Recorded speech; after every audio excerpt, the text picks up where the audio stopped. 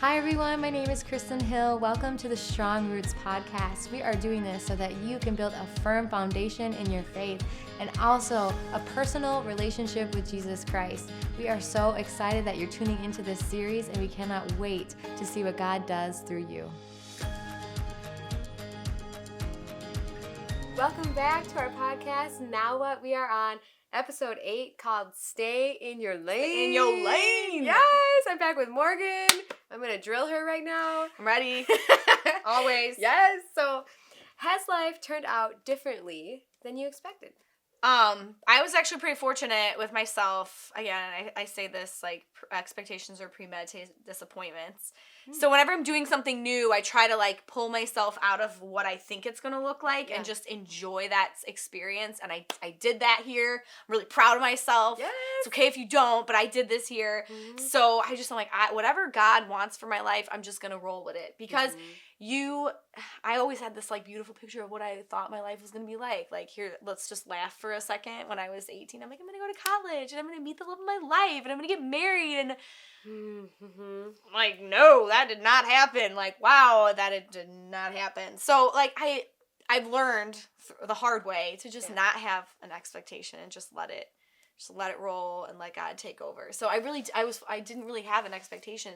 And in that way, he was kind of able to really blow my mind. Yeah. Because I think like subconsciously I'm like expecting like one thing, even if I didn't like verbalize it, but he is #mind blown. Yeah. Okay. So we got to backtrack. What does staying in your lane even mean to you?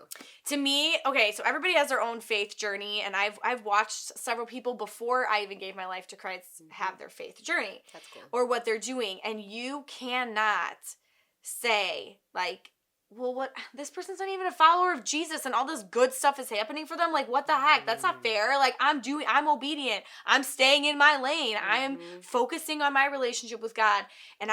But I'm also comparing myself to the other person. Then you're not staying in your lane. Like, you can only focus on what God is doing for you. And then whatever is going on, even if it's good in other people's lives, even if they're not a Christ follower, being happy for them because you, like, if you want God to give you something, like, you have to give away what you want God to give to you. And if that includes happiness, it's an emotion. It's not just like, hey, I really want God to give me money, so I'm going to give. That's not it. It's being joyful for other people and genuinely happy for them, because then it blesses you. Like, it's that moment where you're like, I'm happy for that person. You're already blessed. Like, you're already receiving that. How do you, so we talked about feelings already. Yeah. We have to choose godliness. You gotta go choose with our feelings. Yeah, you can't.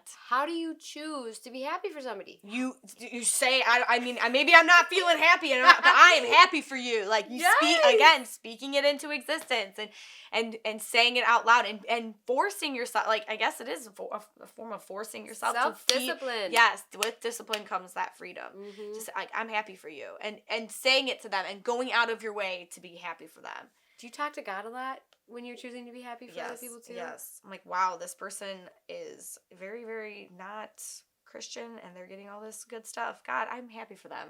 I'm happy. Or help me be happy. Help me be happy for this person. I see that you are moving in their lives, even though they don't see it. And you know what? Your story's not over. Like, you don't know how it's going to turn out for you. And if you are being made to wait longer than you thought you should be waiting, like, you're going to get more on the other side. Like, God is faithful. Nothing is wasted. That time that you're spending waiting, it's not going to be wasted. What's happened when you don't stay in your lane? Yeah, things get ripped out of your hands pretty quickly. It's so true. And it may not be that thing, but it might be your peace. Yep. Like, and that, like, your peace, you have to value your peace over everything, over money, over work. Because what is peace? It's Christ. It's Christ. Mm-hmm. Yeah, he invented the word forgiveness. I'm pretty sure he invented the word peace as well. Like, that is, anything that costs you your peace is way too much. That's way too much to pay. And do you flirt with the line? Oh yeah, everybody does. Why do we do that? I don't know, because we hate ourselves, I guess. We do. That's our flesh, and instead of looking at it as like, I'm gonna toe that line, like, look at it as the opportunity to die to yourself. Amen. And be happy for that other person. Or, I don't understand what you're doing, God. Like, again, WYD, bro. What are you doing? Maybe I am too old to be speaking. No, you're not. I'm almost 30. Whatever. You're in your 20s. I'm in my late 20s, right? Youthful skin. I'm gonna say it. I'm gonna speak in hashtags, okay? Yes. But, you know, it's, we do that, and instead of saying it's like a, you know, I'm going to flirt with that line, I'm going to toe that line, it's just another opportunity to die to yourself. It's just another opportunity to choose Christ over yourself. We have those moments every day, those That's So Raven moments. Because it feels so good, doesn't it? In the short term. Stay in our lane. Oh, well, yeah, it's staying in your lane. It does feel good in the long term. In the short term, it feels good to just do whatever you want, but on the other side of that, it's... Because I do happy dances for myself when I stay in my lane. I know, like, only Jesus. Yeah, only through Jesus. I know, like, you did that. Yes, amen. Yeah, even in your mind, though, even small victories in your mind. Because like, it is, success is the sum of, I feel like I'm a quotester in this episode, because, like, success is the sum of many small efforts.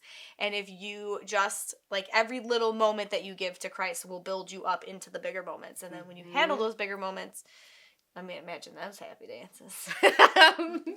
Imagine the happy dance. Yeah, the happy dance. Oh, it's like a straight up breakdown. Finally, I will be able to actually dance. Yeah, me too. So, okay, how have you handled struggles, disappointment, comparison? Like, I want to hear how you, well, we kind of talked about how you handle them well. Yeah. I want to hear how God has brought you through when you haven't handled it well, because he does. He does. So I've been pretty honest throughout this, and I'm going to kind of just keep up with that. So this guy that I was in love with, and I was like so convinced I was supposed to marry, again, emotion. He got engaged to somebody else that wasn't me. Like, how dare he get engaged to somebody that wasn't me? Yeah. A month after I gave my life to Christ, I was mad. I mean, there was expletives in my brain, and I was like, I was not happy, and I was pretty messed up for a little bit about it, you know, and I chose to be messed up about it. I made that choice. I made that choice to be angry at God, and I was still faithful. You know, I still got into my word. I still was thanking Him through that, but at the same time, I was still pretty angry. Right. Like I said, expletives.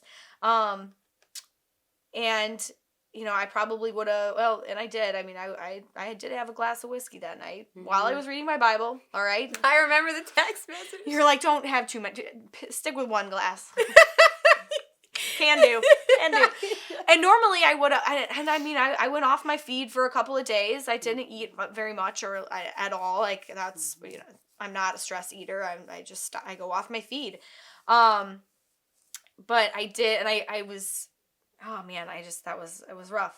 It was a rough day. How did God see you through? He was just there for me. And cracking my Bible open and getting into it, that was the biggest life preserver that I could throw myself. And just still staying, even if I wasn't wholly obedient, I still had like one toe in. And then eventually it was a foot, and then eventually it was a leg, and then but it was daily. It was every day. It was a struggle, and I was really mad. But speaking my verses, reaching out to my people, I cannot stress that enough. Like, get your people around you. That was they have God's ears. Yes, they do, and He's going to use them to speak the words over you that you need to hear, not that you necessarily want to hear. Thanks for not letting me wallow for too long. I wanted to. Oh, I was so mad. I'm still salty about it. I mean, it's been months, and he's gonna marry this. You're not where you were. I'm not where I was, no. And imagine where I'm gonna be the day that I mean, I'll be shocked if I even care the day he walks down that aisle, because like he's not marrying me, so whatever. I mean, it sounds crappy to say, but it's something. You know, if God didn't allow it, He has something so much better. And the story isn't over. My story isn't over. And we'll be happy dancing on your wedding day. On my wedding day. We like, thank you, God. Praise.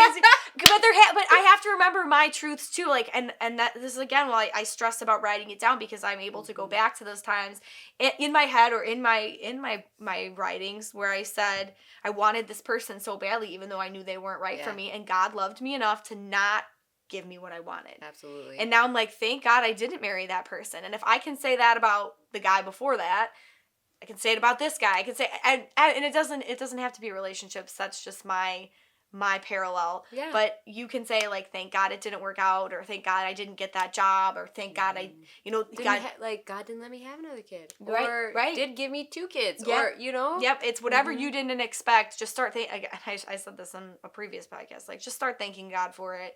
Even because you're going to anyway. You might as well get a head start. Yeah. And it does change your heart. It does change your mindset. The attitude of gratitude begets more gratitude. The more grateful you are, the more blessed you're going to feel. Okay, so all of us as Christians, We're in our lane.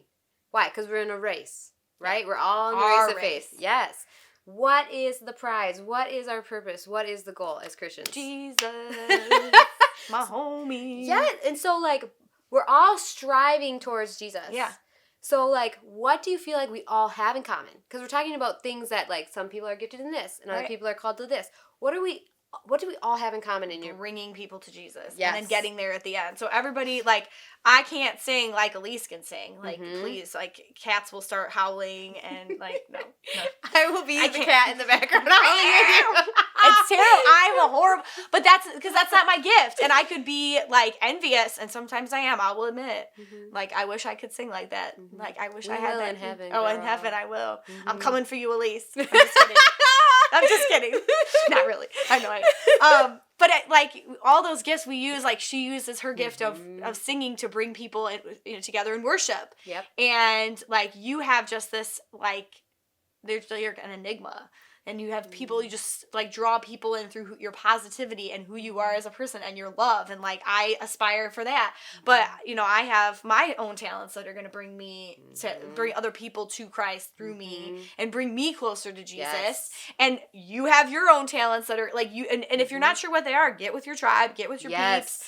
Ask that, what do you think is my, and I also have a gift of gab. So I'm giving that back to God. In this exact moment, it's kind of crazy. And I like what you just said. Give it to God. Yeah. Because, like, I feel like so often we focus on our weaknesses. And yes, we got to give God our weaknesses. But give God your strengths. So you because can make those bigger too. He will. And He wants to be all up in our strengths so that we can reach people far from God and fill them with life in Christ. Yeah. That's what He wants you to want people to look at your life and say, like, whoa, what do they have that I don't? Yes. Jesus. That's what it is. Y'all need Jesus. Y'all need Jesus on the dailies. Yes. So, okay, last question for you. What brings you joy in this life? We're talking about staying, like, when you're in your lane and you're thriving, like, what is it that brings you so much joy? Like, secularly, like, in the world, or just both? So my horses are my biggest thing. My horses and flying, just the things that I love to do. And before, and we talked about that. That's kind of crazy because we were talking about this before we started filming today. Yeah. With my talents and things that I love to do, I feel sometimes guilty because I'm like, oh, am I doing these for me or am I doing these for God? But in the end, it's not the end goal. Like, oh, I'm going to accomplish this goal with my horses and I'm going to win this at, ribbon or whatever. It's that journey. And God is using that journey to those big events to strengthen my relationship with Him, and knowing that without Him, there's no way I could do that. Yeah. There's no way I could ride my horses the way that I do and as effectively as I do without God. I could try and I could be pretty decent, but I've noticed since giving my life to Christ, like, my time with my horses is so much more joyful. And my rides are head and shoulders above and beyond, and praying before every ride, or and praying before every run, or praying before I get into the airplane and go flying. Like, it just makes you just get so much more out of joy out of what you're doing when you have God in the middle of it. Oh, absolutely. I love it. And it kind of goes back to what we were talking about before, like, being in the world but not of it. Yeah. Like, here are these worldly things that you used to focus on, but God's like, all right, you can still enjoy them, but make me the focus. Right, exactly. And that was one thing I really worried about is, wow, I have to give up all of my dreams and do something different. It's like, no, that's not it. Like, God's going to use what you already have and those talents that He's given you. Because who put those dreams on your heart in the first place? Exactly. And really, it's just Satan trying to steal my joy. He doesn't like to see me enjoying those things for and with God. Because you're in your element. I am. Yeah. So good. Yeah. Thank you again. Of course. All right, guys. So we are going to be doing episode 9. And I am pumped about this one. We're going to be talking about sharing Jesus without weird. Okay? Yeah. So don't be weird. Stay tuned. Don't make it weird. Yes. I might make it a little weird. Well, same, but we can't wait for you to join us. And thank you again for watching. See you next time.